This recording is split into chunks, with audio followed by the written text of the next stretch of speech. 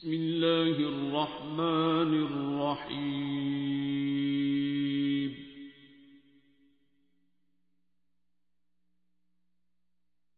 अर्रहमान।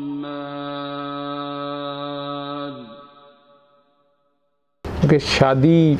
मैं तो एक डॉक्टर हूँ ना और एक तरीका इलाज बस बता रहा हूँ,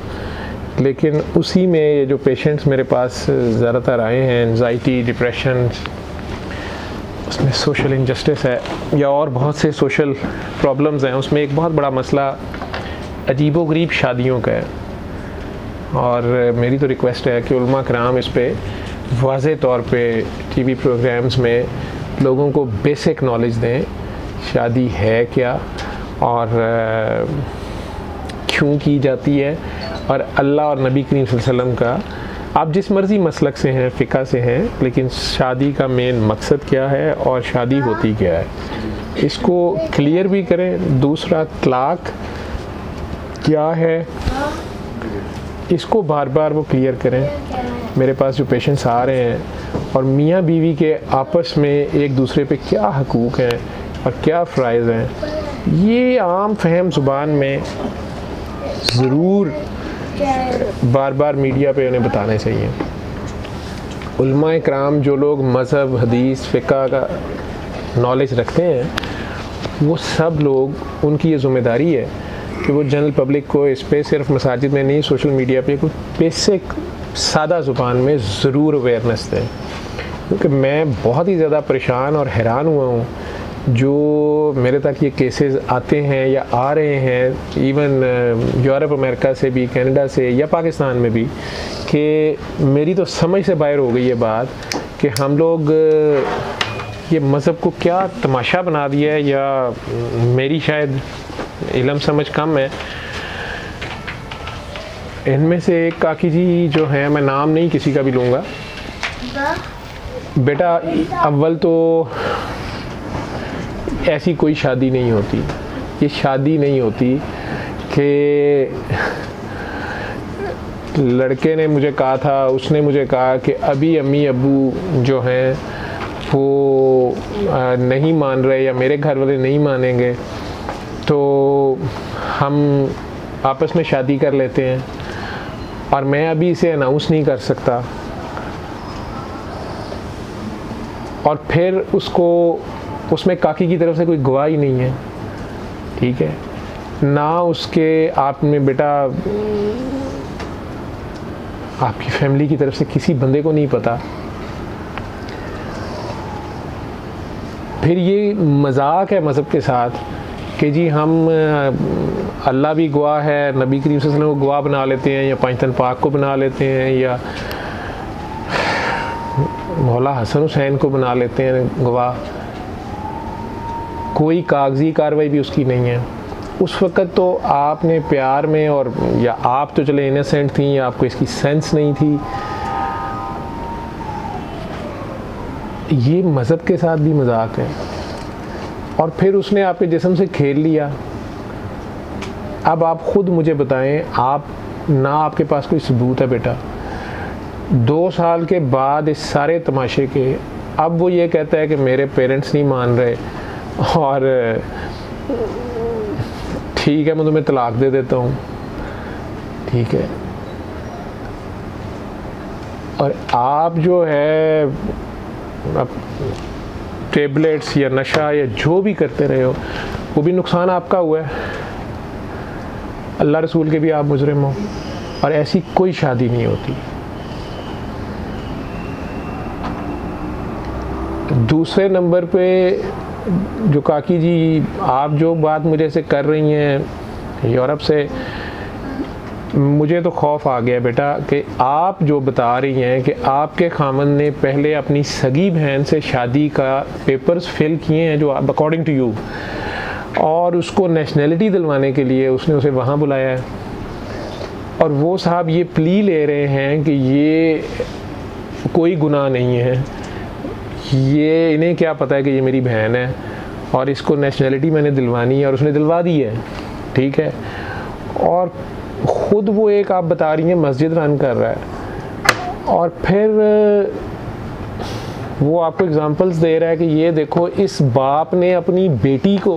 के साथ या इस बेटी ने अपने बाप के साथ शादी करके पेपर मैरिज का वर्ड आप यूज़ कर रहे हैं ना, और उसको नेशनैलिटी दिलाई है। इसी तरह मेरे पास बच्चों ने आके कहा कि जी हमारे फ्रेंड्स जो हैं कुछ, उन्होंने पेपर में अमेरिका या यूके या दूसरे कंट्रीज़ को ये लेटर्स लिखे हैं यूनिवर्सिटीज़ को कि हम फ़लाँ सेक्ट से ताल्लुक़ रखते हैं या हम अक़लियत से ताल्लुक़ रखते हैं, एक ख़ास अक़लियत से पाकिस्तान में ताल्लुक़ रखते हैं और हमें असाइलम दिया जाए और फ्री एजुकेशन दी जाए और हमें पाकिस्तान पासपोर्ट जारी किया जाए, असाइलम दिया जाए। और जी बेटा, तो उसमें उनके पेरेंट्स जो हैं वो भी इन्वॉल्व हैं। वो कहते हैं कि जी अच्छा है, इसमें स्कॉलरशिप मिल जाता है फ्री और दाखला इजी मिल जाता है, फ़लाँ अक़लियत का नाम लगा देने से या फ़लाँ क्लेम करने से कि हम फ़लाँ माइनॉरिटी से ताल्लुक़ रखते हैं, हमें रिलीजियस थ्रेट है या हमें सिक्योरिटी इश्यूज़ हैं। ये सारा का सारा मेरा ज़मीर तो नहीं मानता, ठीक है। इस पे अपने अपने उलमा से, जिस सेक्ट के आप लोग हैं, जिस भी आप फ़िक़ा को, लॉ को फॉलो करते हैं, उसके मुताबिक आप बात करें। देखें इसी तरह दूसरी कौमों ने, अल्लाह की किताब आई, कोई लॉज आए, एक छोटा सा लॉ था कि इस दरिया से मछली पकड़ें लेकिन हफ्ते में एक दिन नागा है, इन नागे वाले दिन नहीं पकड़नी या हफ्ते वाले दिन नहीं पकड़नी है। उन कौमों ने दरिया में से छोटी सी नहर या एक तालाब बना के, एक रास्ता निकाल के, वो एक दिन पहले पानी उधर को निकालते थे दरिया में से, उसमें मछलियाँ आ जाती थीं और फिर उसको उस दिन वो बंद कर देते थे और उस तालाब में से वो मछलियाँ पकड़ते और कहते थे कि हम दरिया में से तो नहीं पकड़ रहे हैं। और इसको अल्लाह ने इतना सख्त नापसंद किया और इसको अल्लाह के साथ मजाक और अल्लाह के कानून के साथ मजाक या खिलवाड़ ही जाना कि उन कौमों के ऊपर लानत डाली गई। अब नेशनैलिटी लेना, एजुकेशन लेना फ्री लेने के लिए अपने आप को नॉन मुस्लिम शो करना या किसी माइनॉरिटी के से शो करना, और उसमें पेरेंट्स इन्वॉल्व हैं। बच्चे तो चलो हैं ही हैं जी, हमने ए लेवल किया, ओ लेवल किया, हमने बाहर जाना है, हमें 100% स्कॉलरशिप मिलेगा, हमें फ्री नेशनैलिटी मिल जाएगी। आप खुद सोचें कि आप क्या कर रहे हैं। फिर जो अब मेरे पास लोग आ रहे हैं जिन्होंने आज से 20-25 साल पहले ये हरकतें की थी, आज वो मेरे पास आ रहे हैं, रो रहे हैं, अपनी औलादें ला रहे हैं। माँ बाप बेटी के लिए परेशान है, बेटे के लिए परेशान है कि हमारा बेटा जो है वो होमोसेक्सुअल हो गया वहाँ पे, या उसने वहाँ टोटल एक नॉन मुस्लिम से शादी कर ली है जो अहले किताब भी नहीं है, और शादी भी वो मतलब शादी ऐसा शादी नहीं है, वो इकट्ठे रह रहे हैं, 2 बच्चे हैं, but they are in a relationship. ये सारा का सारा कॉन्सिक्वेंसेस हैं जो आपने बोया था। या बच्चे जो पैदा हो रहे हैं वो साइकोलॉजिकली सिक हैं, उनमें फ़लाँ सिकनेस है, फ़लाँ सिकनेस है, फ़लाँ प्रॉब्लम्स हैं। ये देखिए, एक बात का ज़िंदगी में फ़ैसला करें कि अल्लाह है या नहीं है। क्योंकि मैं बार बार कहता हूँ ना कि मैं तो कोई रिलीजियस आलिम नहीं हूँ, मैं तो शायद हक़ नहीं अदा कर सकता इल्म का। मेरा अपना जो थोड़ा बहुत जितना मैं मज़हब को जानता हूँ, जितना मैं प्रैक्टिस करता हूँ, उसमें मुझे तो ये कॉन्सेप्ट्स मेरी तरफ से टोटली गलत है। आप अपनी काकी जी, जो आप स्पेशली समझ रही हैं, मैं जिनके लिए ये वीडियो रिकॉर्ड करा रहा हूँ, कि बेटा जिस शख्स ने बहन जैसे रिश्ते के लिए ये मैंने वो मस्जिद रन कर रहा है या मदरसा रन कर रहा है या जो चैरिटी कर रहा है, मुझे नहीं इन चीज़ों से पता। मैं आपको इतना ही बेटा कह सकता हूँ कि आप तो सूरह रहमान सुने, 7 दिन दुआ करें और पानी पिएं, अल्लाह आपको हकीकी और सीधा रास्ते पे ले जाएगा।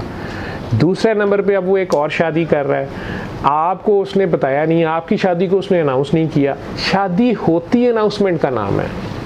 आपके साथ आपकी एक और फ्रेंड है जो मुझे फ़ोन कर रही हैं, वो कह रही हैं कि जी मेरे साथ शादी की थी।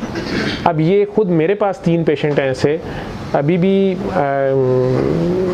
मेरे पास आके बैठती हैं काकियाँ इधर दुआ में। दे वर सिंगल पेरेंट्स। ये यहाँ पाकिस्तान में ये चीज़ बहुत ज़्यादा हो रही है, इसको उलमा किराम को देखना चाहिए। कि उन्हें एक बंदा ऑफ़र करता है कि मैं अमीर हूँ,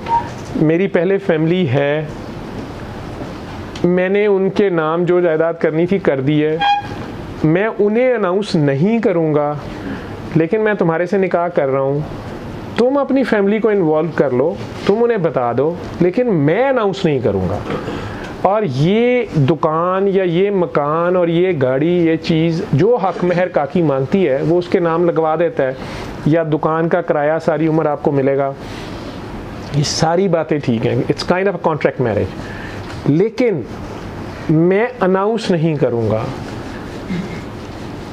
इस पे उलमा कराम से आप लोग पूछें, उन बच्चियों को मैंने उस वक़्त कहा कि मुझे ये बात हज़म नहीं होती है, ठीक है, मेरी अपनी बहन हो और उसका खामन बिन बताए शादी करे इस तरह चोरी छुपे, मैं तो एक तो उसे पसंद नहीं करूँगा, या मेरी बेटी हो और उसका खामन ये हरकत करे, मैं पसंद नहीं करूँगा, मेरी बीवी मैं ही हरकत करूँ वो पसंद नहीं करेगी। तो जब मैं इन चीज़ों को अपने ऊपर अप्लाई करता हूँ तो फिर तो मुझे ये सारी गलत लगती हैं। अब वही शख्स साहब जो हैं, जब मैंने इन तीनों काकियों को मुख्तलिफ टाइमों पे मना कर दिया, मैंने कहा कि ये ऐसी कोई शादी नहीं है, दो के साथ तो बेटियों का साथ था, एक के साथ बेटा था, छोटे बच्चे थे, पहले उनकी डाइवोर्स हुई थी, फैमिली भी सपोर्ट नहीं कर रही थी, या वो खुद अपना घर रन कर रही थी, लेकिन जिस वक़्त उन लोगों को मैंने तो मना कर दिया, लेकिन उन्होंने शादी कर ली, और शादी करने के बाद अब 1 साल 2 साल के बाद मेरे पास आती हैं और रोती हैं कि जी कि मैं तो, उन साहब ने 6 महीने या साल तो अपने वादे को निभाया, सारा कुछ किया, अब वो डाइवोर्स की एक के केस में वो जी डाइवोर्स की बात कर रहे हैं, वो कह रहे हैं कि मेरी पहले भी 3 शादियां थी, तुम चौथी थी, हालांकि इसे नहीं पता था, और अब मैंने और ख़ातून मुझे पसंद आ गई हैं, आपके तो मैंने हक महर और जो कुछ था अदा कर दिया है, अब मैं आपको ड्रॉप कर रहा हूँ, आपको डाइवोर्स दे रहा हूँ क्योंकि आपकी ज़ुबान ज़्यादा चलती है या आप डिमांडिंग ज़्यादा हैं, ये वॉटेवर जो भी बहाने हैं, और मैंने अब 5वीं शादी करनी है। दूसरी का इशू ये हो गया है कि वो साहब जो हैं वो शदीद बीमार हुए हैं, फालिज हुआ है, अब वो हॉस्पिटल में पड़े हुए हैं, इनको जो मंथली जो कुछ आता था वो आना बंद हुआ है, और वो अगर वहाँ हॉस्पिटल जाती हैं उसी हालत में तो उसकी बीवी और बच्चे तो उसको खामन उसका मानने पे इनकार कर रहे हैं, उन्हें तो पता नहीं है, ये एक बहुत बड़ी लीगल इशू है ये, ठीक है, इस बंदी के पास कोई सबूत नहीं है, और ये सारे एपरेंटली देखने में रिलीजियस लोग हैं जिनके साथ उन्होंने शादियाँ की हैं, उन्होंने भी इसको रिलीजियस इबादत समझ के तो शादी की है, लेकिन मेरे ज़ाती ख्याल में इसको बहुत से एंगलों से देखना जो उलमा कराम है उनके लिए ज़रूरी है, और वो आप लोगों को इसमें रियल गाइड कर सकते हैं। फिर ये भी कोई शादी नहीं है कि मैं साल बाद अनाउंस करूँगा, और या जब मेरा दिल कहेगा मैं अनाउंस करूँगा, अभी तुमने नहीं किसी को बताना, और वो आपके जिस्म के साथ भी खेल रहा है, आपका थोड़ा बहुत ख़र्चा उठा रहा है, या आप ये काकी जी तो पाकिस्तान में ही हैं, दूसरे शहर में हैं, आप चूँकि ख़ुद वो जॉब करती है, उसको पैसों का मसला तो नहीं था, लेकिन इस 2 साल के ताल्लुक़ के 3 साल ताल्लुक़ के बाद वो शख्स भी आज उन्हें पल्ला नहीं पकड़ा रहा, तो मेरे नज़दीक ऐसी कोई शादियां जो हैं, मैं अगर पूछता हूं कि आपके पास निकाहनामा है, आपने कहाँ पे इसको रजिस्टर कराया था, किसने कहा था, नहीं जी वो उनके 2 गवाह थे, उनकी साइड से 2 दोस्त थे, मेरी बहन को पता है, लेकिन बहन अब कह रही है कि मैंने गवाही नहीं देनी, भाई मार देंगे, व्हाट इज़ दिस। तो ये मजाक है, ये शादी नहीं है, और ये अल्लाह रसूल की जो हदें हैं, जो लॉज हैं, मैं बार बार कहूँगा कि वो बड़े स्ट्रेट फॉरवर्ड हैं। आप लोग एक काम करें, मैं आप लोगों से यही कह सकता हूँ, फिर तलाक़ के जो मामलात हैं, मुझे हैरानी होती है कि आप लोगों ने PhD कईयों ने की होती है, मास्टर्स की होती है, और कंफ्यूज फिर रहे होते हैं कि जी एक आलम कह रहा है कि तलाक़ हो गई है, दूसरा कह रहा है नहीं हो गई, तीसरी कह रही है हो गई है। फिर ये रास्ता दरमियानी निकालते हैं कि निकाह हमारा फ़लाँ मसलक से हुआ था, उस मसलक के मौलवी साहब तो कह रहे हैं कि तलाक हो गई है, लेकिन फ़लाँ मसलक के मौलवी साहब कह रहे हैं कि नहीं हुई है। फॉर गॉड सेक, इसमें अब आप एक काम करें, आप सब लोग एक कुरान मजीद को ख़ुद मुतालिया कर लिया करें। और मैं आप लोगों को तोहफ़तन एक चीज़ बता सकता हूँ जिसने मेरी बड़ी हेल्प की है। वो एक बुक है, एक कुरान है, मंशूर कुरान। जो पढ़े लिखे लोग हो ना, अपने घर में रख लो, प्रिज्म ऑफ कुरान, प्रिज्म मंशूर कुरान, अब्दुल हकीम मलक साहब की लिखी हुई है। जब मैंने ली थी तो बेखला 550 रुपया हदिया था उसका। वो सारा कुरान मजीद है, दरमियान में इंग्लिश, दरमियान में अरबिक आयात है, एक साइड पे इंग्लिश है, एक साइड पे उर्दू है। और उन्होंने बहुत मेहनत से उसको टॉपिक वाइज कुरान की सारी आयात जो हैं एक टॉपिक पे कर दी हैं, एक बुक में है। फिर उसके आखिर में इंडेक्स है जिसमें आप फॉर एग्जांपल तलाक पे जितनी आयात हैं, आप तलाक के वर्ड पे जाएंगे तो वो पेज नंबर खुल जाएगा और उस पूरे टॉपिक के ऊपर सूरह बकरा की या सूरह तलाक की या कुरान में कहीं भी कोई आयात हैं या निकाह के बारे में है या शादी के बारे में है, वो बड़ी वाज़े आयात आपके सामने आ जाएंगी। तो बहसियत मुसलमान कम से कम मिनिमम आपको पहले ये तो पता हो कि जो आपका मसला है वो कुरान उसमें क्या कह रहा है। आप उसकी आयात पढ़ें। मैं नहीं कहता कि आप आलिम बन जाएं, आप खुद तशरीह करें, आप खुद उसकी तफसीर करें, नहीं, लेकिन आपको अपने मसले की कुछ आयात पढ़ के, अगर इवन आपको एम्बिगिटी रहती है कि यार इस आयत का ये मीनिंग है, इसमें तो मुझे ये समझ नहीं आ रही, लेकिन आपके पास एक होमवर्क तो आपने किया हो, आपका बैकग्राउंड तो तैयार हो, आप वो आयात पढ़ लें अपने टॉपिक की। उसके बाद आप अपने मसलक के, अपने फ़िक़्ह के आलिम के पास जाएं, किसी पढ़े लिखे आलिम के पास जाएं, जो मुफ्ती के पास जाएं, उनसे फिर आप अपना मसला डिस्कस करें, दोनों फ्रीकैन उन्हें बताएं और अपनी सिचुएशन को सच बताएं। असल चीज़ ये है कि आपने सच बोलना है। आप सच नरेट करें कि ये शादी अगर हुई थी, निकाह हुआ था, किन कंडीशंस पे हुआ था, अब अगर गुस्से में एक ने या दूसरे ने तलाक दे दी है, क्या कहा है, कैसे कहा है, उस शख्स की नीयत क्या थी, और फिर आप कुरान की आयात की रोशनी में उनसे फ़ैसला मांगें। और अगर आपके दिल में एम्बिगिटी आती है, कुरान तो ये कह रहा है और मुफ्ती साहब आप ये कह रहे हैं, तो उनसे डिस्कस करें कि जी ये आयात ये हैं, ताकि आप अपनी ज़िंदगी के फ़ैसले कम से कम, तो वो जितने टॉपिक्स हैं लाइफ के आपके, वो आपको वो प्रिज्म ऑफ कुरान में मिल जाएंगे। कल परसों मैंने टीवी पे अलबत्ता देखा है, मौलाना ताहिर कादरी साहब जो हैं माशाल्लाह, उन्होंने एक बड़ा ज़बरदस्त काम किया है जो मैं देख रहा था। मैंने खुद उसको नहीं पढ़ा, मैंने नहीं देखा, लेकिन बहुत बड़ा काम है वो। उन्होंने इसी तरह कुरान की आयात को इंसाइक्लोपीडिया ऑफ कुरान के नाम से उन्होंने, वो टीवी पे बता रहे थे कि शायद 11 जिल्दें हैं या 12 जिल्दें हैं, तो वो तो खैर बहुत ज़्यादा सहीम और उलमा के लिए भी हो जाएगा, लेकिन उसमें वो बता रहे थे कि ना मैंने अपनी मर्ज़ी की इसमें कोई तफसीरें डाली हैं, मीनिंग्स अपनी मर्ज़ी की उसकी कोई तशरीह नहीं की है या अहादीस नहीं ऐड की हैं, सिर्फ़ और सिर्फ प्योर कुरान और उसकी ट्रांसलेशंस, लेकिन टॉपिक वाइज वो कर दिया उन्होंने। तो अगर आपने वो रेफरेंसेस ढूंढने हो तो वो आप कम से कम बेसिक कुरान का नॉलेज लें आप अपना। उसके बाद आप अपने आलिम के पास जाएं, चाहे आप 17-18 साल के हैं या आप 30 साल के हैं या 50 साल के हैं, तो फिर आप गाइडेंस लें। लेकिन जहाँ तक ये जो सेंसिटिव इशू है शादी का, मैं इसमें बहुत खुल के अभी भी नहीं बोला, बहनें भी बैठी हैं, काकियाँ बैठी हुई हैं, और आप लोगों के मुसलसल मुझे फ़ोन आते हैं, मैसेजेस आते हैं, आप दूसरे मुल्कों में तुम लोग परेशान हो या इस शहर में बैठे भी परेशान हो, ये फ़ैसले गलत कर चुके हो, लेकिन अभी भी उसको अल्लाह रसूल के तरीके से सेटल करो और फिर अगली ज़िंदगी की बुनियाद रखो। आप सब लोग ये सोचा करो, स्पेशली जो यंगस्टर्स हो, कि शादी करते ही क्यों हैं हम, शादी करनी क्यों होती है, शादी की क्यों जाती है, शादी है क्या। और अल्लाह नबी ने, ये इतनी बड़ी इबादत है अल्लाह और नबी करीम सल्लल्लाहु अलैहि वसल्लम के तरीके से शादी निकाह करना और अगली जनरेशन पैदा करना और उनकी बेलौस खिदमत करके, उनकी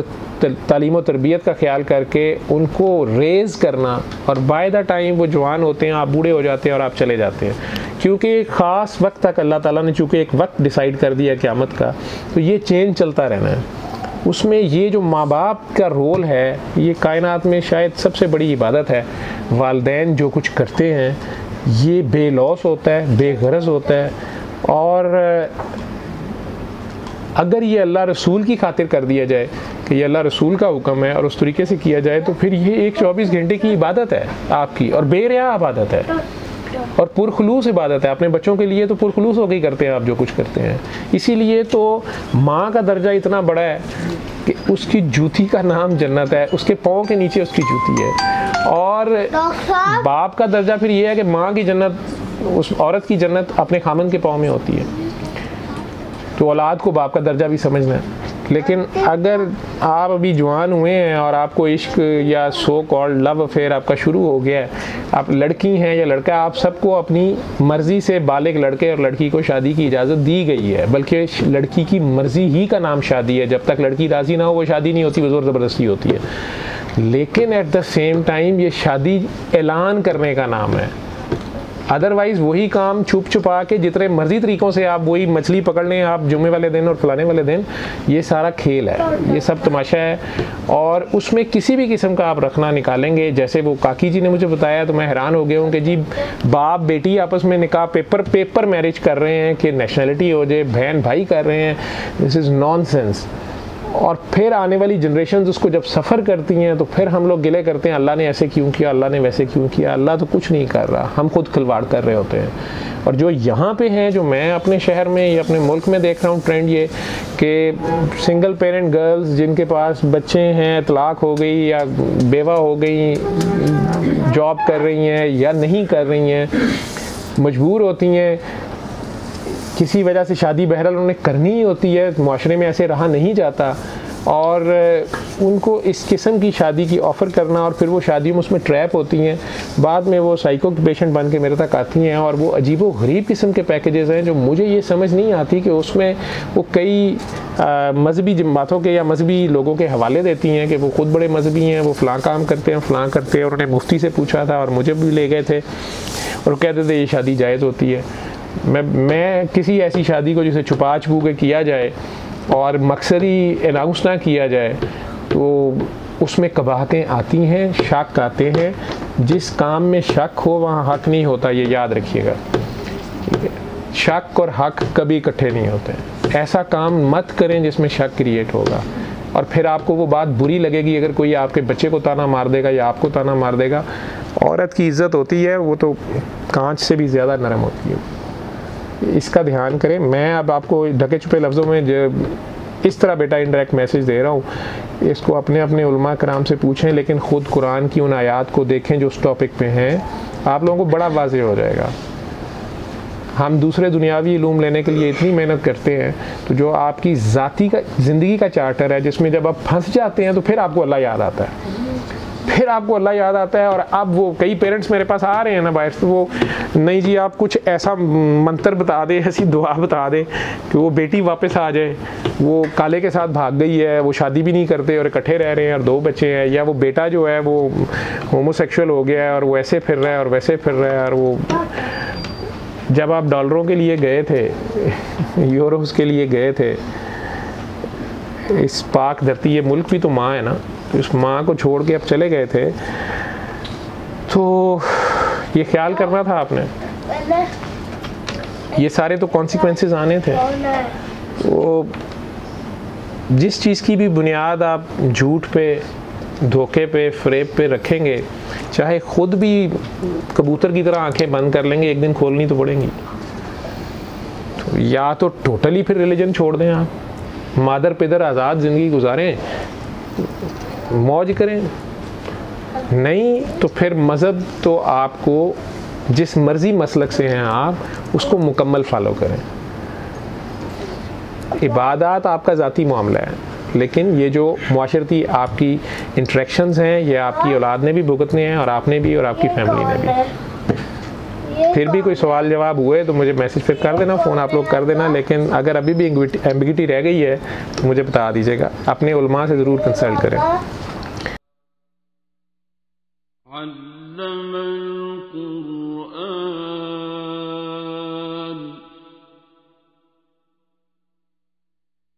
خلق الإنسان